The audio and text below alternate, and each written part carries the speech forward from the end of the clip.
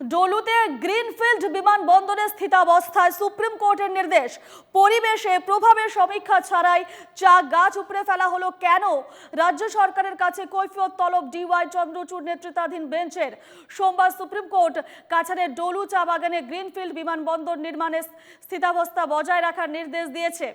এ নিয়ে সরাসরি কথা বলবো আমাদের প্রতিনিধি পাপলু দাসের সঙ্গে। পাপলুদের সঙ্গে কথা বলবো, তবে তার আগে ফের একবার জানিয়ে রাখি, ডলুতে গ্রিনফিল্ড বিমানবন্দরে স্থিতাবস্থায় সুপ্রিম কোর্টের নির্দেশ। পরিবেশে প্রভাবের সমীক্ষা ছাড়াই চা গাছ উপড়ে ফেলা হলো কেন? রাজ্য সরকারের কাছে কৈফিয়ত তলব ডিওয়াই চন্দ্রচূড় নেতৃত্বাধীন বেঞ্চের।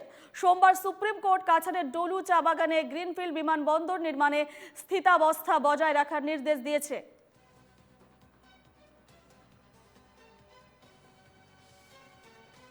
এ নিয়ে আমরা সরাসরি কথা বলবো। আমাদের সঙ্গে সরাসরি রয়েছেন আমাদের প্রতিনিধি পাপলু দাস। পাপলু, ডলুতে গ্রিনফিল্ড বিমানবন্দরে স্থগিতাদেশ দিল সুপ্রিম কোর্ট, কি জানাচ্ছ?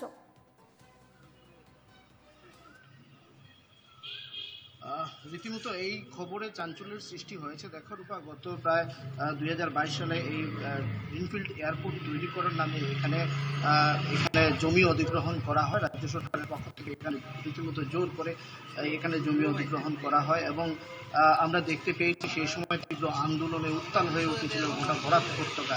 কিন্তু সবচেয়ে বড় যে বিষয়টি ছিল সেটা রীতিমতো বলবো, এই নির্দেশের ফলে যেটা সামনে এসেছে সেটা রীতিমতো অন্ধকারে রেখে এই কাজটা করেছিল রাজ্য সরকার।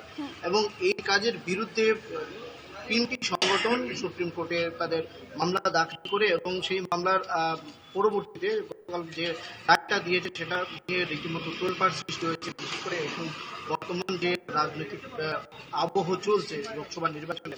এবং কি হয়েছিল অ্যাকচুয়ালি কি ঘটনাটা, সুশীল হারমোনির অরিন্দম দেব রয়েছেন এখানে, আমরা অরিন্দমের থেকে জানবো অ্যাকচুয়ালি আপনাদের কি দাবি ছিল সুপ্রিম কোর্টে যে মামলাটা আপনারা দায়ের করেছিলেন, বা আপনারা যে 3টা সংগঠন মামলাটা দায়ের করেছিলেন, কি দাবি ছিল বা কি হয়েছিল বিষয়টা আমাদের? আমরা শুরু থেকেই বলে আসছিলাম যে কোনো ধরনের নিয়ম নীতি না মেনে গায়ের জোর দেখে বুলডোজার লাগিয়ে জমি অধিগ্রহণ করা হয়েছে।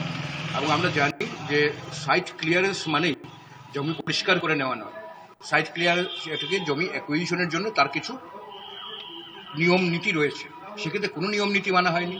যখন একটা গণশুনানি হয়েছিল জেলা প্রশাসনের উদ্যোগে, সেখানে যাদের যে কথাগুলো উঠে আসছিল তাকেও বৃদ্ধাঙ্গুষ্ঠ দেখানো হয়েছে, তার সম্বন্ধে কোনো ন্যূনতম বিচার পর্যন্ত করা হয়নি।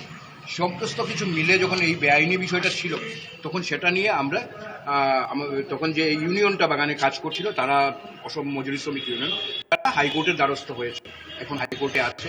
পরবর্তীতে যখন দেখা গেল যে পরিবেশের উপর একটা বিশাল ইম্প্যাক্ট তৈরি করছে, কারণ একটা বিষয় দেখা গেল যে 2500 বিঘা অধিকৃত জমির উপর প্রায় 41,95,909টি পূর্ণবয়স্ক চা গাছ এবং ছায়া গাছ প্রায় 10,000 ছায়া গাছ কেটে ফেলা হবে এই বিষয়ে।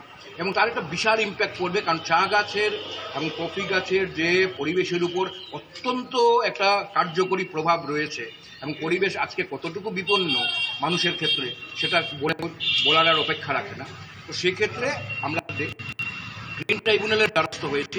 গ্রিন ট্রাইব্যুনাল কলকাতা ব্রাঞ্চের দ্বারস্থ হওয়ার পর দুর্ভাগ্যজনকভাবে তারা পরিবেশের বিষয়টাকে দেখলেন না দেখে আমাদের 25 জানুয়ারি একটা রায় দিয়ে বললেন যে একটা প্রিম্যাচিওর অ্যাপিল আপনারা করে আসুন। তারপরে আমরা সুপ্রিম কোর্টে যোগাযোগ করি। আমাদের সংগঠন রয়েছে কলকাতাতে, forum for social harmony Kolkata শাখা, এবং আরও 3টি সংগঠন, শান্তি গণতন্ত্র সংহতি মঞ্চ কলকাতা এবং সমাজ বিজ্ঞান ও প্রকৃতি পরিচয় পত্রিকার সম্পাদক। তো এই যে 3জন, তাপস গুহ, প্রদীপ রায় ও বৈদ্যনাথ সেন, 3জন ছিলেন সিগনেটরি, হয়ে সুপ্রিম কোর্টে অ্যাপিল করা হয়। মাননীয় রিনাউন্ড যে লয়ার আছেন ওখানে, প্রশান্ত ভূষণ, উনি প্রায় 422 পাতার একটা অ্যাফিডেভিট তৈরি করেন এবং সেই অ্যাফিডেভিটটা জমা করেন। সেখানে কোর্টে করেছেন chief justice DY Chandrachud, justice JB Pardiwala ও জাস্টিস মনোজ মিশ্রা এদের বেঞ্চে গেছে এবং তারা এটাকে বলেছেন যে এখন পুরো স্ট্যাটাস কো মেনটেন করতে হবে। এর আগে ইআইএ এনভায়রনমেন্ট যে টেস্টটা হয়, অ্যাসেসমেন্ট যেটা হয়, সেই এনভায়রনমেন্ট ইম্প্যাক্ট অ্যাসেসমেন্ট, সেই অ্যাসেসমেন্টটা হওয়ার আগ পর্যন্ত কোনো কিছুই হবে না। এবং সেই অ্যাসেসমেন্ট হওয়ার পর একটা পাবলিক হিয়ারিং হতে হয় বেশ ধন্যবাদ পাবলিক পাবলু। হিয়ারিং